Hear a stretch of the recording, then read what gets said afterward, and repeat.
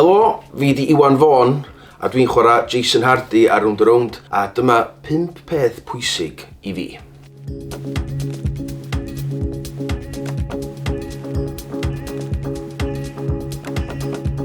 Y peth cynta sydd yn bwysig i fi ydy hein.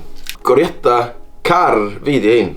Felly nghar personol i, ydy car personol Jason hefyd. Ar ôl i Barry fynd, a oedd Jason wedi cymryd drosodd y busnes go iawn, oedd cynhyrchwyr Rownd yn meddwl eich bysa'n syniad i Jason gael car fo'i hun wan. Oedd y moped ddim yn ei synwyr, bod o'n galluogi fi i symud yr tŷ pita bach o un lle llall. A dyma fi'n cyrraedd ar y set yn dreifio fy nghar i yn y Toyota RAV4. A dyma Daf Charles, y dyn sydd yn gyfrifol o y props, a felly yn gofyn iddo fi, Iwan, gawn ni ddefnyddio car chdi, please, achos mae yna towbar arno fo. Wedyn ers hynny, maen nhw wedi bod yn defnyddio nghar i fatha car Jason, sydd yn dipyn bach yn bizar, achos mwy nag unwaith dwi wedi eich mynd i Tesco yn rhywbeth yn Gaernarfon, a mae yna rhyw fans Rownd wedi gweld fi'n cerdded i mewn i'r car a di dod ata fi, a yn holi fi pan bod fi'n drifo car Jason.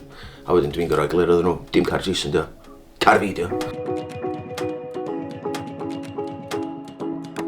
Yr ail beth sydd yn bwysig i fi ydy y ddau gymeriad yma, sef Sir Wynff ab Concord y Boss a Plwmsan y Twpsyn Twp. Pan o'n i'n tyfu fyny, o'n i yn gwachad Sir Wynff a Plwmsan bob dydd.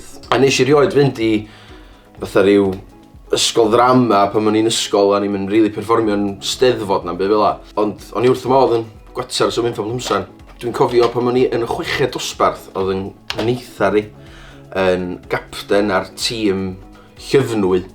O'n i yn rhan o'n efo yn ysgol Dynanlla, a dyma hi'n dweud, da ni rili angen i chdi berfformio sketch Sir Wynff a Plwmsan, please nid i wneud. A wedyn dyma fi yn diwedd yn cynnig gwneud, a nes i rili mwynhau wneud o. Felly nath y prifathro yrru fi i'w swyddo o Mr Emyr Hughes a deitha fi, gwranda, dwi wedi clywed bod chdi'n gwybod beth ti eisiau wneud efo dy yrfa. Felly, o gofio dy berfformiad di ar llwyfan steddfod yn ei Sir Wynff a Plwmsan, beth fysa chdi'n mynd i brifysgol i astudio actio. A dyma fi'n mynd. Ar ôl fi raddio, nes i gael asiant, a o'n i lwcus iawn i ffeindio dipyn bach o waith. Ges i alwad ffôn gen yn asiant, yn dweud bod cwmni Theatr Baracaws yn gwneud cynhyrchiad o raslas bach a mawr. Felly oedd hwn yn sioe theatr am Sir Wynff a Plwmsan. Ges i'n castio fatha cymeriad yr enw Boris Jones yno fo. Yn ystod yr adag lle oedden ni'n ymarfer tuag at y ddrama yma. Dyma fi'n cael galwad gen yn asiant yn gofyn os fysa gyda fi ddiddordeb mynd am gyfweliad i Rownd. Felly nes i gerdded o lle mae Theatr Baracaws yn ymarfer yn Cibyn, lawr lôn, i ochr arall Cibyn lle mae Rondo. Lwcus nes i gael y job, a syth ar ôl gorffan raslas bach a mawr, o'n i'n cychwyn yn fan hyn, fatha Jason Hardy, a da ni'n mynd yn ôl, mae'n siŵr tua 8 mlynedd. Fyswn i ddim yn neud y job yma, heblaw am dan y ddau gymeriad hoffus yma. Raslas bach a mawr! Da de! Actio'rs. Maen nhw'n bwysig i fi, achos pan nes i gychwyn ar Rownd. Mae rhaid o'n i'n edrach dipyn bach hyn na oedd Jason fod i edrach. Ond o'n i'n gorau cael clean shave adeg hynny. A dydy clean shave fi'n mynd fy nghroi ni, dwi'n cael rashes o felly. Felly dyma fi'n gofyn iddyn nhw iawn fi ddefnyddio electric shaver. A wedyn, ers hynny, dwi wedi bod yn gorfod siafio bob un bora cyn mynd i fewn i gymeriad Jason. A dwi'n teimlo bod y stybl yn fwy fatha fi, sef Iwan. Ond unwaith dwi'n siafio, dwi'n troi fewn i Jason. Curtains ydy hyn.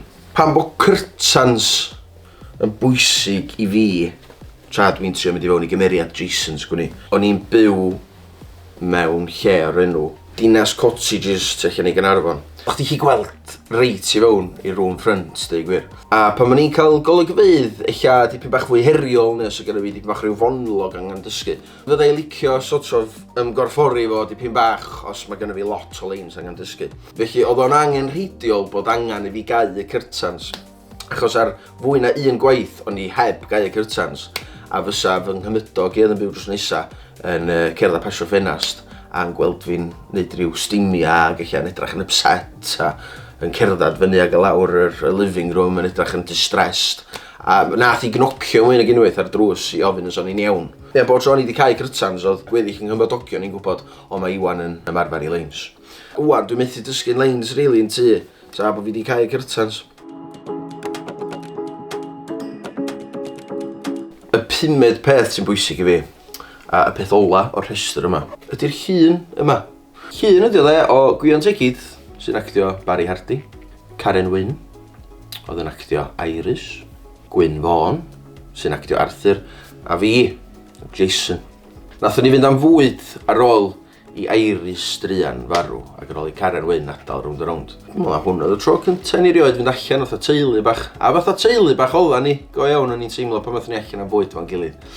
Na actio teulu da ni, ond oedda ni'n teimlo fatha rhyw deulu bach. Dwi'n ffodus iawn o y tri yma fan hyn. A gweddill gas Rownd a Rownd. A o'n i mor lwcus I gael cyrraedd Rownd a Rownd efo teulu cadarn. Mae yna lot o gymeriadau newydd sy'n dod I Rownd a Rownd eich dod I fewn heb teulu. Nes I ddysgu gymaint gyn y tri yma. Mae'r llun yma'n werthfawr iawn I fi. Ie, dwi'n ffond iawn o'n nhw. A dwi'n lwcus iawn o y cyfla maen nhw wedi roed I fi I gaffynnu fatha Jason. A rai ni fynd am fwyd eto, boys, achos da ni'n wedi bod ers hyn. Fi oedd Iwan Fôn. Diolch am wylio y 5 peth sydd yn bwysig I fi. A cofiwch wylio Rownd a Rownd am 25 munud wedi 8 bob nos Fawrth a nos Iau. A mwynhewch gweddill I gyfres.